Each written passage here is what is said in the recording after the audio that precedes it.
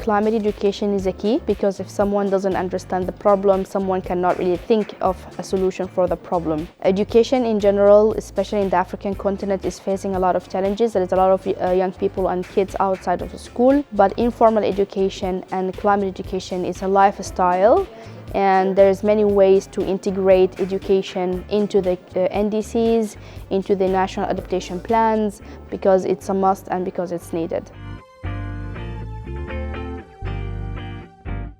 Here in Bonn at the SB62, we organized the Youth Adaptation Forum, bringing together young people from all over the world to discuss also with decision makers, but also we organized a consultation about adaptation education and also a dialogue with African governments. Kenya is, of course, extremely vulnerable to climate change. How can schools and learners be more resilient? And this one goes beyond the curriculum development because it goes into supporting school infrastructure, supporting schools that are vulnerable to droughts and floods, and even, of course, issues around resource-based conflict.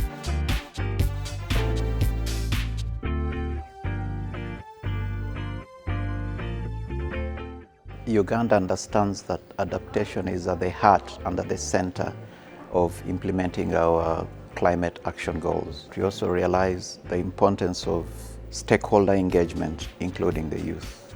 And part of the reasons that the youth are included is because of the energy they bring, the expertise and the skill they bring on the table in terms of finding meaningful solutions to climate adaptation and climate resilience. Bangladesh is listed as one of the most vulnerable countries to climate impacts. So during the NAP Expo in 2024 in Bangladesh, we did hold a multi-stakeholder dialogue hosted by the GCA, the youth, who are the generation that are going to have to take forward these adaptation initiatives going into the future. They're going to be impacted quite a lot by a lot of the impacts that are being faced now, but likely to get worse if we're not really able to tackle the emissions portfolios. So therefore, a lot of these discussions needs to have their inputs. What type of future do they see for the country? What type of strategies do we need to put in place now?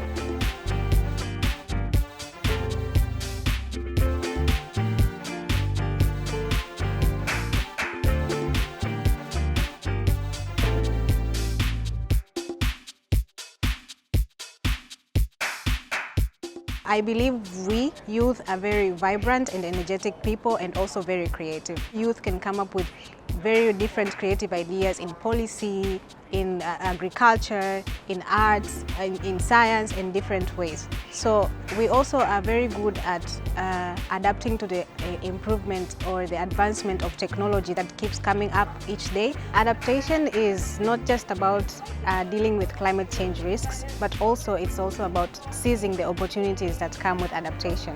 Adaptation brings about development within communities, and youth can take these opportunities to be able to advance themselves.